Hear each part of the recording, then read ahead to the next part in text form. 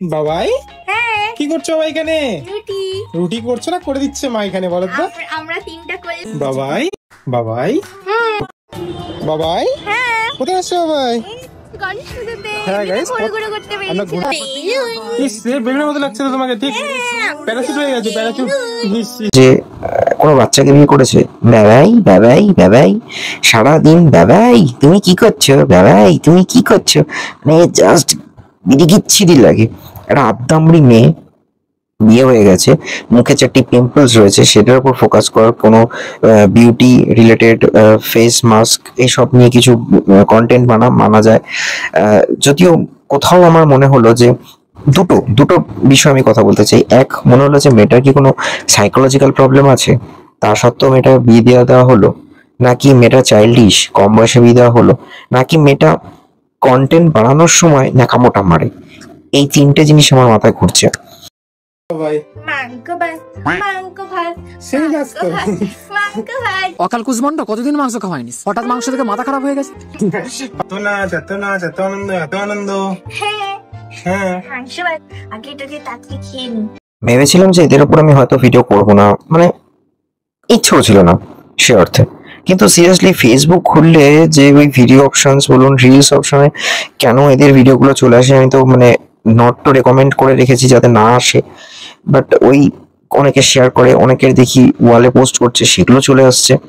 Disgusting, মানে মাঝে মাঝে মনে হয় যে কোনো বাচ্চাকে বিয়ে করেছে, বাবাই বাবাই বাবাই সারাদিন বাবাই তুমি কি করছো, বাবাই তুমি কি করছো, মানে জাস্ট বিড়িগিচ্ছিরি লাগে।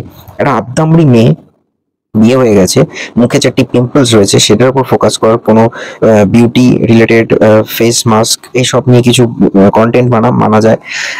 যদিও কোথাও আমার মনে হলো যে দুটো দুটো বিষয় আমি কথা বলতে চাই। এক, মনে হলো যে মেয়েটার কি কোনো সাইকোলজিক্যাল প্রবলেম আছে, তা সত্ত্বেও মেয়েটা বিয়ে দেওয়া হলো, নাকি মেয়েটা চাইল্ডিশ কম বয়সে বিয়ে দেওয়া হলো, নাকি মেয়েটা কন্টেন্ট বানানোর সময় ন্যাকামোটা মারে। এই তিনটে জিনিস আমার মাথায় ঘুরছে।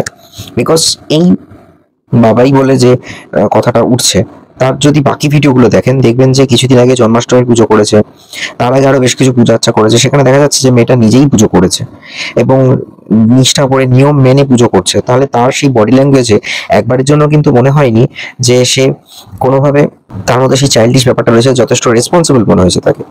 তা সত্ত্বেও তার হাজবেন্ডটা যেন বেশি ন্যাকাও মারছে, নাকি এই ব্যাবাইটাকে যে ট্যাগলাইন বানিয়েছে শুধুমাত্র তাদের কন্টেন্ট ভিউ বাড়ানোর জন্য। যত না ফলোয়ার তার চেয়ে ভালোই ভিউ যাচ্ছে, অ্যাকচুয়ালি লোকে শেয়ার করছে, আর যত লোকে কমেন্টটা শেয়ার করবে তত তাদের রিচ বাড়বে।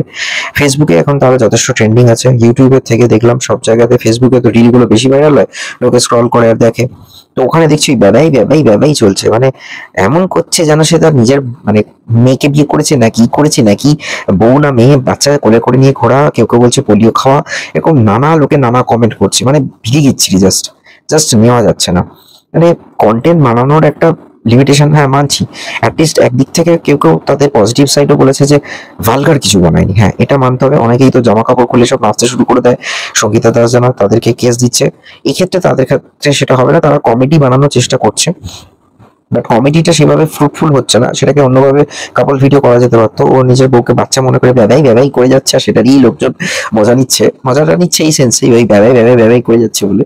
বাট ঘটনা হচ্ছে যে একদিক থেকে মানতে হবে যে এরা ভালগার কিছু বানাচ্ছে না, এটা অ্যাটলিস্ট পজিটিভ সাইড। আমরা যতই তাদেরকে নিয়ে ক্রিটিসাইজ করি, ভালগার তো কিছু বানাচ্ছে না, ঠিক আছে, কিন্তু তাও একটু কমেডি অন্যভাবেও করা যেতে পারতো।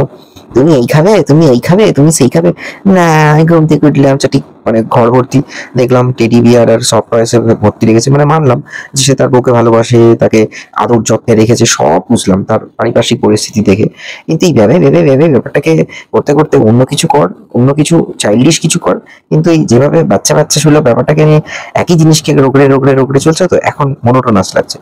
যাই হোক, আমি আমার মতামতটুকু দিলাম, আমি কোনো স্ল্যাং ইউজ করিনি, কোনো উল্টোপাল্টা কথাও বলিনি, যেটা আমার মনে হচ্ছে আমি সেটুকুই করি। দেখতে থাকুন চ্যানেলের বাকি video, stay tune on stories.